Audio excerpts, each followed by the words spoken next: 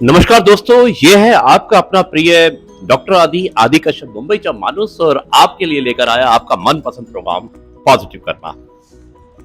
दोस्तों, आज पॉजिटिव कर्मा में एपिसोड नंबर है 1005 और आज जैसा कि मैंने आपको बताया कि हम रिश्तों के बारे में बात करेंगे, क्योंकि ये हमारा विशेष जो वीक है ये रिश्तों से संबंधित है और इसी बारे में हम बात करेंगे। तो दोस्तों, आपका ज्यादा समय ना लेता हुआ डॉक्टर आदि विशेष कुछ अलग हो जाए, इसमें आपको एक कहानी सुनाना चाहता हूं। बहुत ही मार्मिक कहानी है और कहानी का शीर्षक है बाबूजी का आशीर्वाद।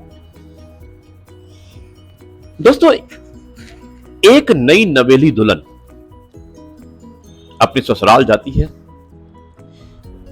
1 साल पहले अपनी सास को खो चुकी है। घर में उसके ससुर हैं जो रिटायर्ड हैं और पति उनके बिजनेसमैन है। स्वयं एक प्राइवेट बैंक में बहुत ही अच्छी पोजीशन पे काम करती है। तो दोस्तों, शादी के बाद कुछ दिनों के आराम के बाद वो अपने बैंक जाने की तैयारी करती है। जैसे ही वो घर से निकलना वाली होती है, उसके ससुर जी उसको टोकते हैं और कहते हैं कि बेटी, मेरे कमरे में चश्मा पड़ा है, जरा साफ करके मुझे दे दो।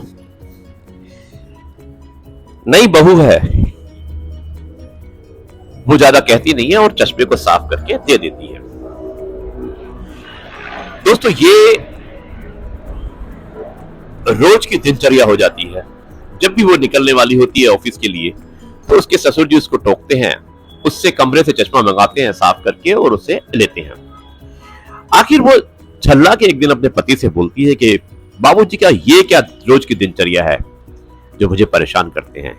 और दोस्तों, उसका पति कहता है कि तुम बाबूजी की बातों का ध्यान मत दिया करो, चली जाया करो। वो ऐसा करने की कोशिश भी करती है, लेकिन बाबूजी जब भी वो घर से जाती है तभी बाबूजी उसको रोककर चश्मा साफ करके अपने पास मंगवाते हैं। ये काम चलता रहता है। दोस्तों, एक दिन अचानक उनके ससुर जी का देहांत हो जाता है। देहांत होने के बाद में अब घर में कोई नहीं है कि जो चश्मा साफ करने के लिए कहे, तो बहू अपने रूटीन में वापस आ जाती है और वो अपने ऑफिस रेगुलर जाना शुरू करती है। एक दिन रविवार का दिन था, छुट्टी थी, और बहू जब घर की सफाई कर रही होती है तब उसे बाबूजी के कमरे से एक डायरी मिलती है, जो बाबूजी की डायरी होती है, बाबूजी के द्वारा लिखी हुई डायरी होती है, और उसमें उसके कुछ पन्ने वो पलटने की कोशिश करती है। तो दोस्तों, एक पन्ने पर लिखा होता है, मेरी प्यारी बहू, मुझे मालूम है कि तुम्हें मेरा रोज ऑफिस जाते हुए रोकना और फिर चश्मा साफ करा के देना अच्छा नहीं लगता, लेकिन बड़े बुजुर्गों ने कहा है कि हमेशा हमें घर से निकलने से पहले अपने बुजुर्गों से आशीर्वाद लेना चाहिए।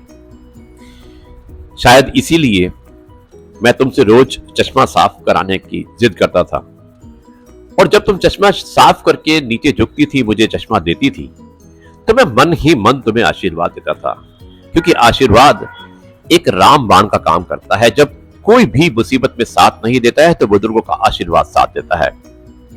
और हां, तुम्हारी सास ने भी मुझे जाने से पहले कहा था कि हमारी आने वाली बहू उसके माँ बाप नहीं है, अब तुम ही उसके माँ और तुम ही उसके बाप हो। उसे कभी महसूस मत होने देना कि उसके घर में कोई नहीं है, इसलिए तुम्हें ही माँ और बाप दोनों का प्यार देना है। और अगर बच्चों से गलती हो जाती है तो नाराज मत होना, छोटी मोटी गलती को इग्नोर कर देना और बच्चों को हमेशा खुश रखना।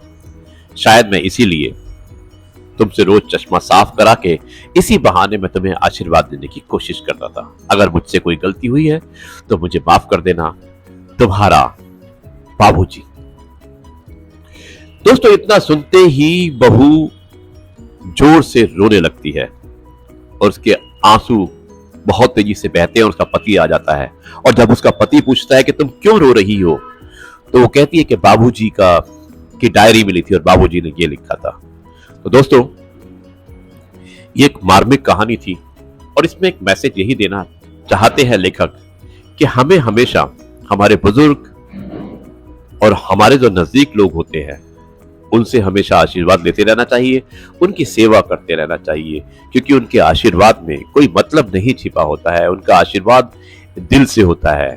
और जब भी हम अकेला महसूस करते हैं तो ये आशीर्वाद हम एक रामबाण की तरह काम करते हैं। और दोस्तों उसके बाद से